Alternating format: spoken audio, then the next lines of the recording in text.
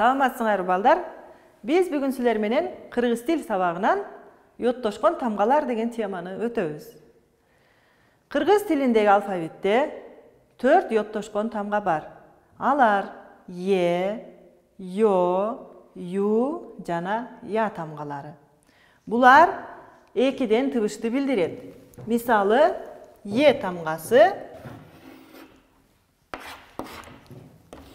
е жана тыбыштарынан түзүлөт. Ал эми ё тыбышы е жана о тыбыштарынан турат. Я йоттошкон тамгабыз болсо, е жана а тыбыштарынан түзүлсө, ю йоттошкон тамгабыз е жана у деген тыбыштарды билдирет экен. Демек балдар, биздин йоттошкон тамгаларыбыз экиден тыбышты билдирет экен. Анда эмесе биз азыр булар жөнүндө дагы жакшыраак түшүнүк алыш үчүн коён деген сөзгө тыбыштык талдоо жүргүзүп көрсөк. Коён деген сөздө 4 тамга 1, 2, 3, 4. 4 тамга, бирок канча тыбыш бар деп ойлойсуңар? Канча тыбыш бар деп ойлойсуңар? Азыр эле айтып өткөндөй, бизде коён деген сөздө ё деген йоттошкон тамгабыз бар экен.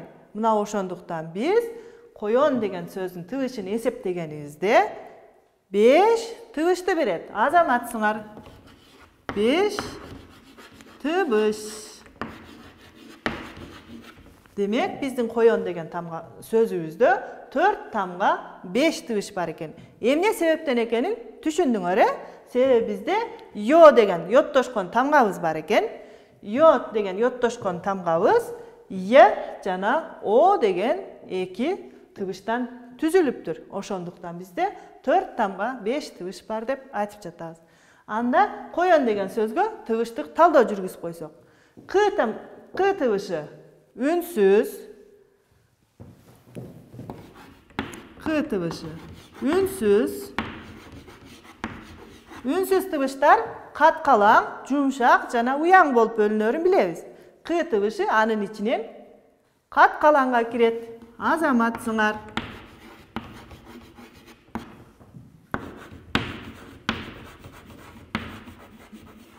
Үнсүз тыбыштар түгөйлүү жана түгөйсүз болуп бөлүнөт. Биздин К тыбышыбыздын түгөйү кайсы эле? Азаматсыңар. Мунун түгөйү К тыбышы, түгөйлүү, түгөйү Г деп кыскартып белгилеп койсок. Андан кийин о тыбышы үндүү. Биздин үндүү тыбыштарыбыздагы жоон ичке болуп бөлүнөт. Анын ичинен биздин о, жоон. Созулушу боюнча кыска жана созулма үндүүлөр бар бизде. Демек бул жерде о кыска. Андан кийин мына биз бүгүн өтүп жаткан ё деген йоттошкон тамгабыз бар экен. Ё йоттошкон тамга деп коебуз.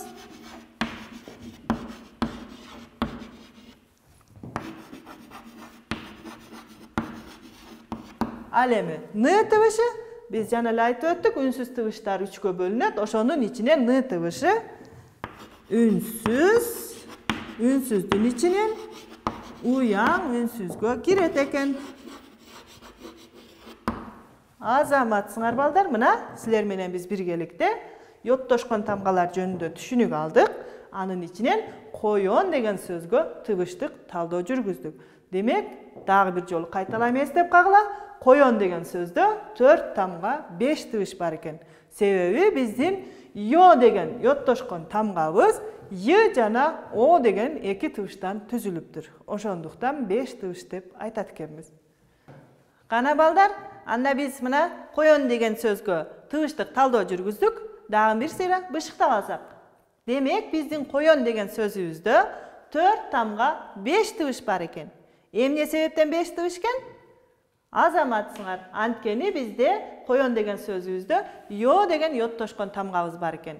Ё тамгасы е жана о тыбыштарынан түзүлүп, бизге эки тыбышты берет экен. Кана эмесе тыбыштык талдоо жүргүзөбүз. К тамгасы Ünsüz, katkalaң, tügöylü, tügöyü G tamgası. O, ündü, jon, kıska. Yo tamgası, azır ele aytып ötkөндөй, yottoşkon tamga Y jana O tığışlarından tüzüldü. N tamgası, ünsüz, alardın içinen uyan ünsüzdörgö giret eken. Demek balдар, yottoşkon tamgalar jönündө biz түшүнүк алып алдык десек болобу? Азаматсыңар анда. Анда эмесе балдар, азыр мына ушул йоттошкон тамгалар боюнча биринчи көнүгүүнү карасак. Биздин тоолор деген текст берилиптир. Текстти окуп чыгабыз. Бизде бийиктиги бир нече чакырым келген тоолор бар.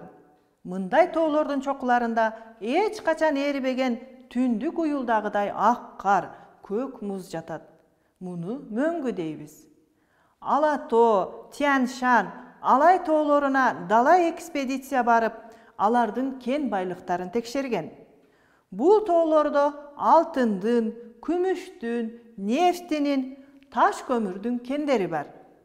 Кыргызстандын тоолорун Аркар, Кулжа, Аю, Койон сыяктуу айбанаттар мекендешет. Алма, Алча, Жаңгак, Чие аралаш токойлорубуз да абдан көп. Демек балдар, текстти уктук. Кана эми ушул тексттен биздин бүгүнкү өткөн йоттошкон тамгаларыбыз бар сөздөрдүн астын бир сызык менен сызып чыксаңар.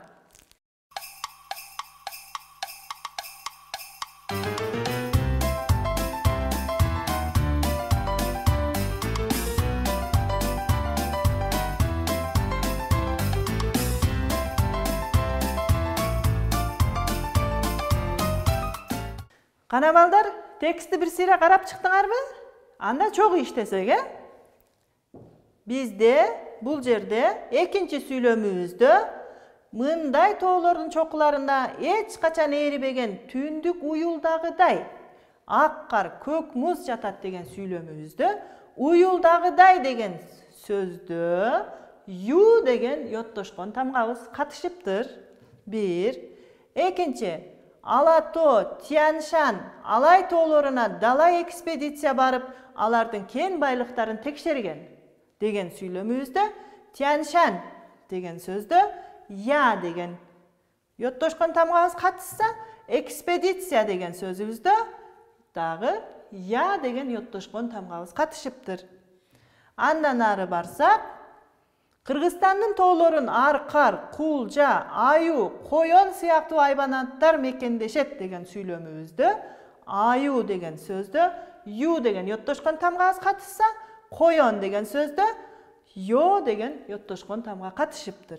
Ал эми акыркы сүйлөмүбүздө алма, алча, жаңгак, чие аралаш токойлор көп деген сүйлөмүбүздө чие деген сөздө е деген йоттошкон тамга катышыптыр.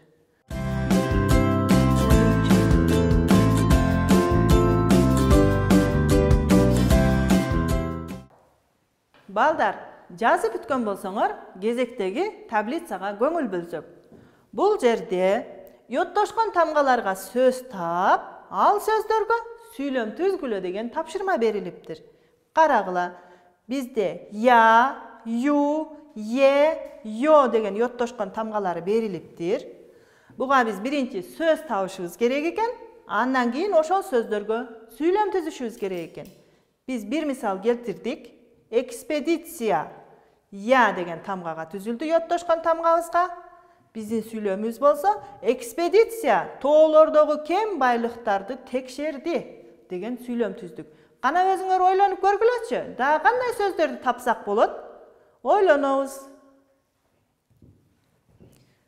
Азаматсыңар. Анда чогуу иштейбиз. Демек, я деген йоттошкон тамгабызга тарбия, жарыя, январ деген сөздөрдү койсак болот экен. Дептериңерге жаздыңарбы? Азаматтар. Анда ю деген йоттошкон тамгабызга Юпитер, оюн, оюм деген сөздөрдү жаздык. Жазган болсоңор эми е деген йоттошкон тамгабызга океан, океан деп окуйбуз, жазылганда океан болуп, жазылат экен. Андан кийин чие, анан тиет деген сөздөрдү алдык мисалга. Бул деген йоттошкон тамгабызга алынган мисалдар болду.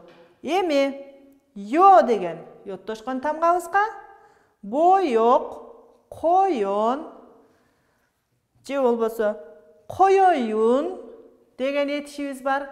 Мына ушул мисалдарды дептериңерге жазсаңар, анан өз алдыңарча мына ушул сөздөрдөн каалаган сөздөргө сүйлөм түзсөңөр. Кана балдар, жазып бүткөн болсоңор, кийинки көнүгүүбүзгө өтсөк. Бул көнүгүүбүздө сөздөрдү тууралап жазгыла деп бизге тапшырма берген. Бул жерде бизге сөздөрдүн окулушун же айтылышы боюнча берген. Мына ошону биз дептерлерибизге тууралап жазышыбыз керек. Кана анда чогуу окуйбуз. Коён, ноябрь, чие, оюн, боёк, оюн, январь, тарбия, жарыя, жылгаяк деген сөздөрдүн окулушу берилиптир. Окулушу боюнча жазылып калган. Кана кимибиз туура, так, сулуу кылып жазабыз, анда өз алдыбызча иштейбиз.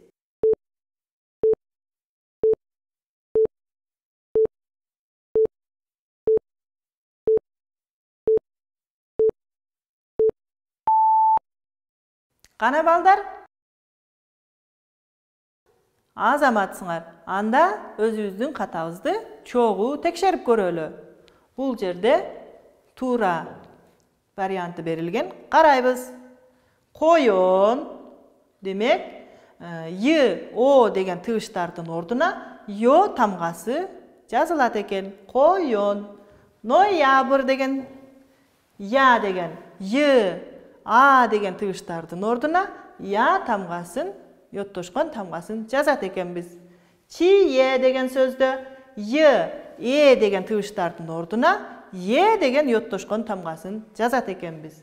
Оюн, боёк, оюн, январь, тарбия, жарыя, жылгаяк деген сөздөрдө дагы йоттошкон тамгалардын ордуна айтылып жаткан эки тыбыштын ордуна биз йоттошкон тамгаларды коюп жазып чыгат экенбиз. Жазып болгон болсоңор балдар, азаматсыңар, демек биз бүгүн йоттошкон тамгалар жөнүндө түшүнүк алдык.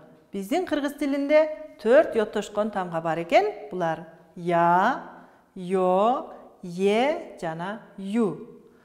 Демек, силер бүгүн йоттошкон тамгалар боюнча жакшы түшүнүк алдыңар деп ойлойм. Силер үйдөн мына ушул көнүгүүбүздө азыр тууралап жазган сөздөрдүн арасынан өзүңөргө жаккан 4 сөзгө сүйлөм түзүп келесиңер. Сабакка катышып бергениңерге рахмат.